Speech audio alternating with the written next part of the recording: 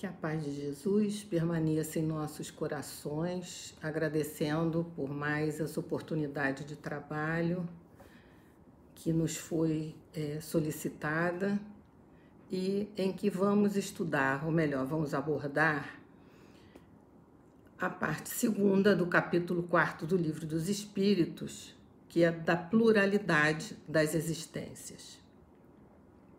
O subtítulo é Parecenças Físicas e Morais, e as perguntas serão da 207 a 214.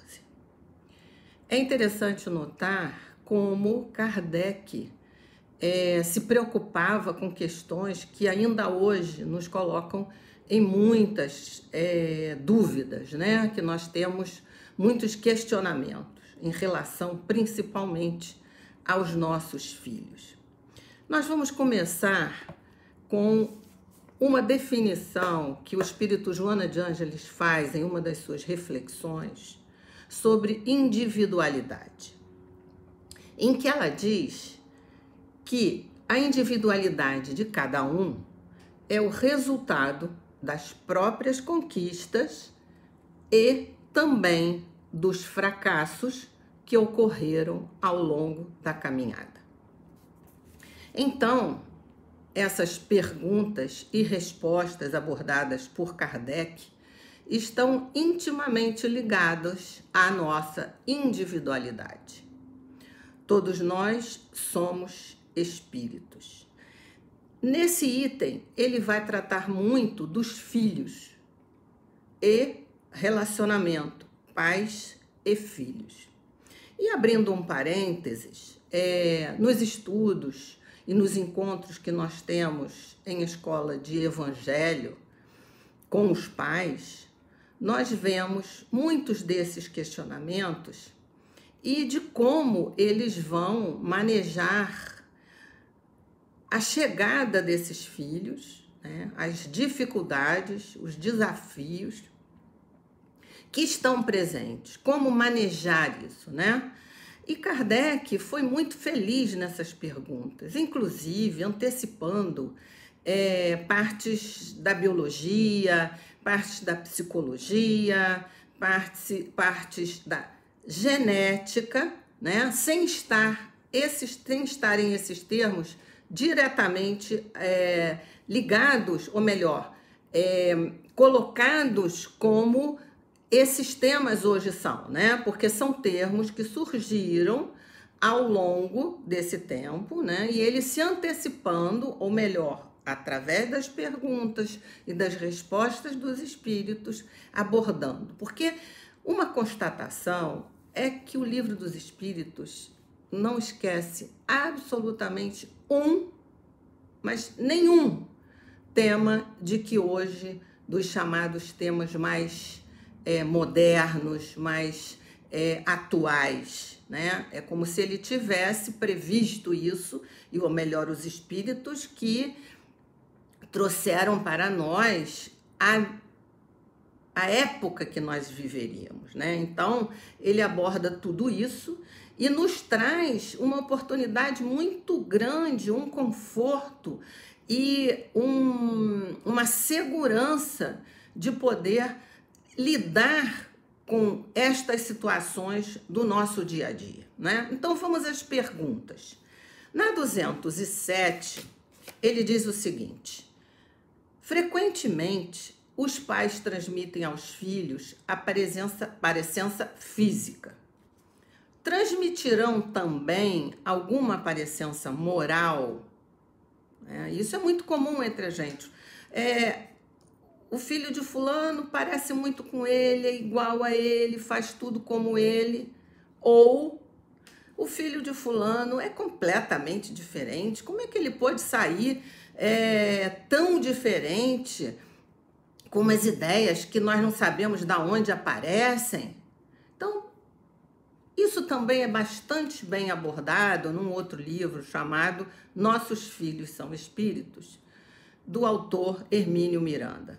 Se vocês tiverem a oportunidade, acredito que muitos já o conheçam, né? Esse livro faz uma abordagem muito interessante, né? nossos filhos são espíritos. Então, a resposta dos espíritos: não, que diferentes são as almas ou espíritos uns e outros. O corpo deriva do corpo, mas o espírito não procede do espírito. Entre os descendentes das raças, há apenas consanguinidade. E aí tem uma subpergunta. De onde se originam as parecenças morais que costuma haver entre pais e filhos? É que uns e outros são espíritos simpáticos que reciprocamente se atraíram pela analogia dos pendores. Bom, aqui nós temos algumas questões, né?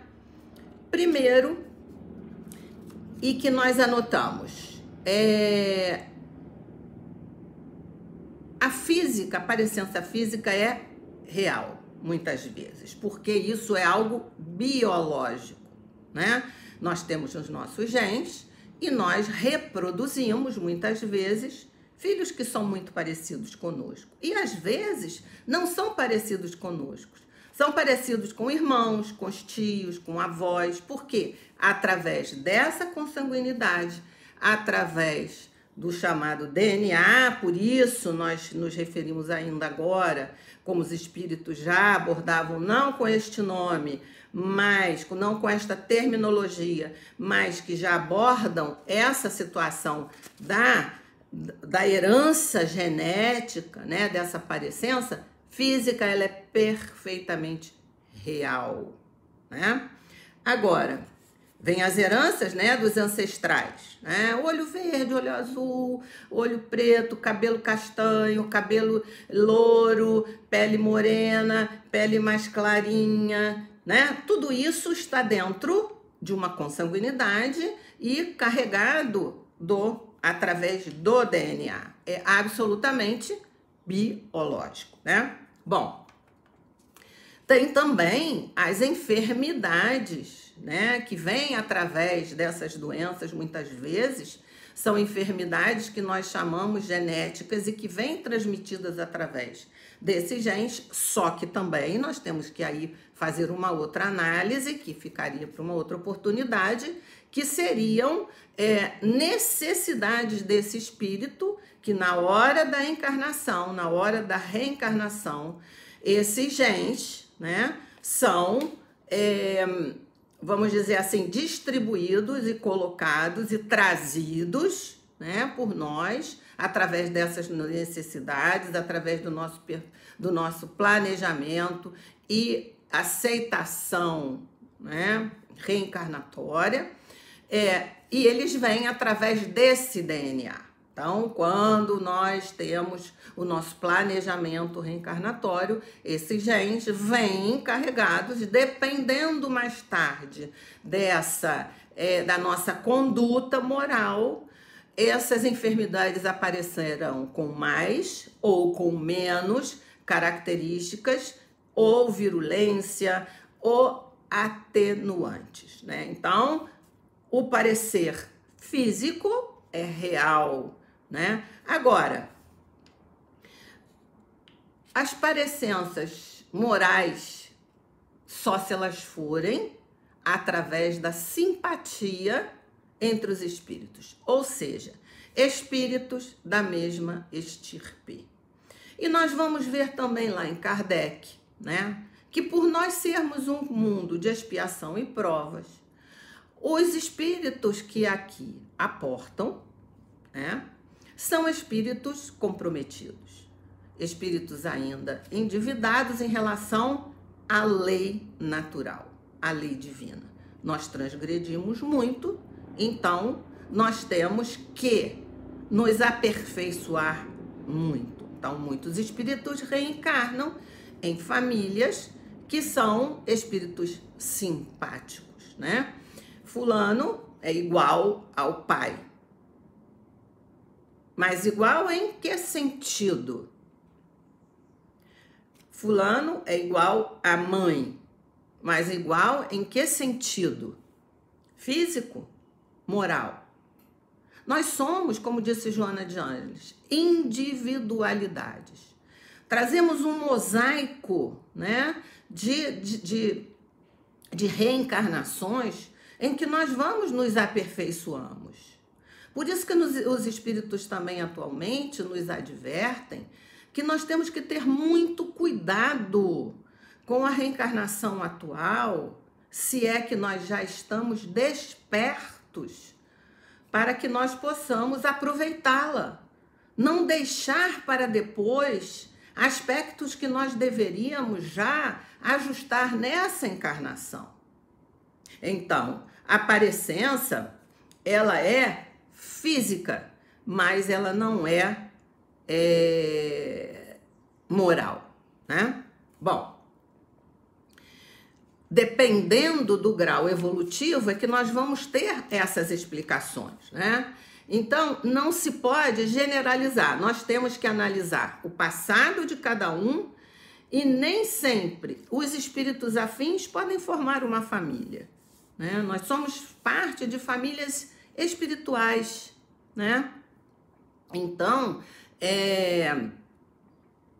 espíritos muitas vezes afins nós encontramos em amigos, em vizinhos, em colegas de trabalho, em colegas no centro espírita, e que pensam como nós, agem como nós, né? Tem a mesma, vamos dizer assim, a mesma uniformidade moral. Na 208, pergunta: nenhuma influência exercem os espíritos dos pais sobre o filho depois, né, do nascimento deste? Aí vem a resposta dos espíritos. Ao contrário, bem grande influência exercem, conforme já dissemos. Os espíritos têm que contribuir para o progresso uns dos outros. Pois bem, os espíritos dos pais têm por missão desenvolver hoje de seus filhos pela educação. Constitui-lhes isso uma tarefa. Tornar-se-ão culpados se vierem a falir em seu desempenho. E isso nós, como comentávamos, é um grande desafio, né, que nós conversamos sempre durante as escolinhas de pais, né, na evangelização. Porque os pais hoje em dia sofrem um desafio muito grande, né? Que espíritos estão voltando, que espíritos estão chegando, porque nós sabemos que estamos em plena transição planetária, em que muitos espíritos estão, talvez, na sua última oportunidade reencarnatória aqui no nosso planeta. Muitos de nós somos voluntários em receber estes espíritos. Então, essa educação que ele se refere aqui é a educação moral, né? A necessidade desses espíritos em serem educados, porque é diferente instrução de educação. Muitas vezes nós falamos, falta a educação está defasada, a educação não está correspondendo aos parâmetros que deveria corresponder, mas o que deveria ser colocado é o seguinte: a instrução não está sendo levada da forma como deveria ser levada. Agora, a educação, ela é moral. E o que é a educação moral? É o cultivo, o incentivo às virtudes, né? Enaltecer as virtudes, fazer com que esses espíritos privilegiem o bem, né? Muitos vêm com essa, vamos dizer assim, essa força do mal muito grande.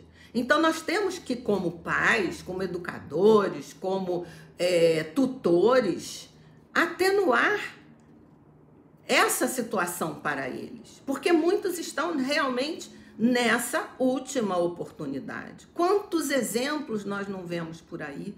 Pais desnorteados, pais atônitos mesmo. E muitas vezes dizem, mas eu faço tudo pelo meu filho. Eu sempre dei as chamadas oportunidades que eu não tive. Nós demos. Parte material e a parte espiritual, a parte moral. A oportunidade de dar a eles a presença de Jesus. Nós os levamos em escolas de evangelho. Não precisa ser a escola de evangelho espírita, cristã. Quantas religiões ou profissões religiosas existem por aí com as suas escolas infantis? Não importa se são evangélicos, se são muçulmanos, se são católicos, se são espíritas. Quando nós deixamos os nossos filhos desassistidos na parte espiritual, isso é um desserviço e muitas vezes nós os estamos deixando à deriva, porque as dificuldades aparecem, porque os desafios são imensos. E como nós vamos enfrentar essas situações? Como nós vamos superar esses obstáculos? O material vem e vai. Qual será a nossa bagagem depois que nós deixarmos a carne e formos para o mundo espiritual? Nós seremos questionados como pais. Nossos filhos não são nossos. Nossos filhos são espíritos que foram, confiados a nós num esquema, muitas vezes, de acordos em que nós fizemos esse planejamento. Se nós formos a André Luiz, na reencarnação de Segismundo, nós vemos como é processada a reencarnação. Como os engenheiros siderais, responsáveis pelas encarnações, eles colocam os mapas perfeitos e ajustamos esses acordos na parte espiritual, em que estarão embutidos ali o perdão, estarão embutidos ali a concórdia, estarão embutidos ali o amor, para que nós possamos fazer ajustes e reajustes de séculos, às vezes, de desacordos. Então, isso é muito sério. O papel do pai, da mãe, ou que seja de um tutor, de um avô, de uma avó, que concordam em ter espíritos sob sua tutela, é muito grande. Responsabilidade imensa. Via de mão dupla. Então, aqui eles dizem o seguinte: eles, primeiro, que não são nossos, como nós já falamos, não são nossas propriedades. Eles são confiados a nós. E nós temos que combater os vícios deles, E aí nós perguntamos assim: será que nós estamos atentos a isso também? Nós temos que fazer uma reflexão em o nosso comportamento. Porque muitas vezes nós exigimos dos nossos filhos, nem sempre coerentemente, mas nós não damos nem só o retorno, como nem damos o exemplo.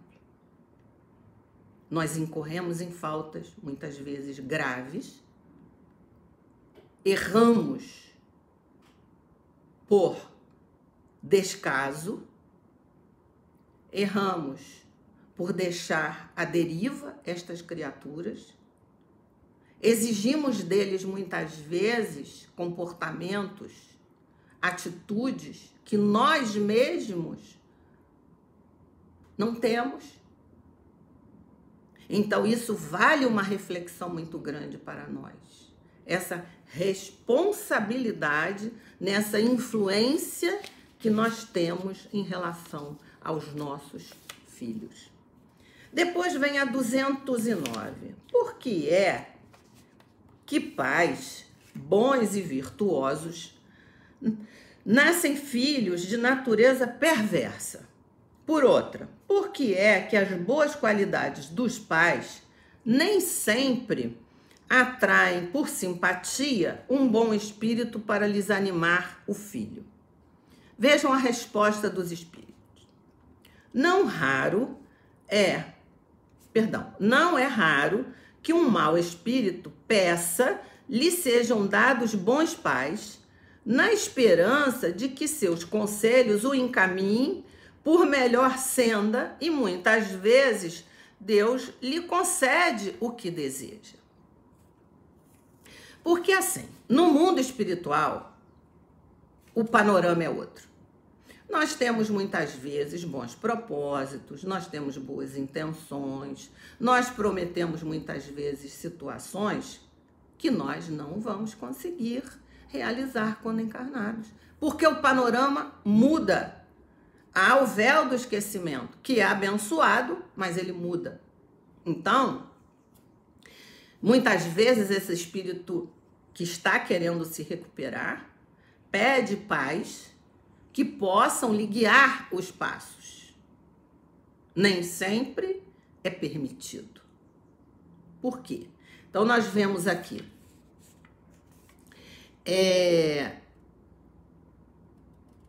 Às vezes eles voltam junto de seus iguais para ver se ele já tem força suficiente para merecer o seu pedido. Seria o primeiro estágio. Vamos dizer que eu seja um espírito muito comprometido, que já começo a despertar no mundo espiritual para que eu possa mudar. Eu digo, mas eu não quero reencarnar num meio parecido com o meu, porque senão não vai adiantar nada. Não é muito bem assim que funciona. Primeiro nós vamos ver se esses meus propósitos são realmente legítimos. Se eu quero realmente mudar, se eu quero realmente evoluir realmente para a perfeição. Então, como é que nós sabemos, né? Muitas vezes a gente fala, quem nós somos? Né? De onde eu vim? Como é que eu sou feito? Quem sou? Às vezes a gente quer muito saber isso, né? Como que eu sou? Qual é a minha essência? A minha essência são os meus pensamentos. A minha essência são as minhas tendências. Porque quem pensa é o meu espírito. O meu cérebro traduz o que o meu espírito está traduzindo para mim. Está trazendo essas minhas intenções. Então, eu não preciso de saber muito e longe de saber quem eu sou. Muitas vezes o espelho vai me dizer. Eu vou chegar na frente dele e vou sentir quem eu sou. Quais são meus propósitos? Quais são as minhas intenções? Muitas vezes elas estão tamponadas para que eu possa suportar. Porque são tão graves, às vezes, essas situações que eu não consigo superar. E nós somos, vamos dizer assim, esquecidos de determinadas partes. Então, nós somos colocados em famílias ou em ajuntamentos de espíritos que vão testar esse meu bom propósito. Suponha que eu reencarne num grupo de malfeitores e supero a minha vontade, a minha tendência de agir como eles. Superei, voltei ao mundo espiritual. Numa próxima encarnação, eu posso sim pedir aos bons espíritos, àqueles que nos planejam, as reencarnações, né? Segundo meus feitos, meus méritos, deméritos, né? A nossa conta corrente espiritual, eu posso sim reivindicar, pedir, implorar muitas vezes para vir com famílias que irão me guiar e que nem sempre quer dizer que eu vou conseguir superar as minhas tendências, mas já é um caminho. A 210.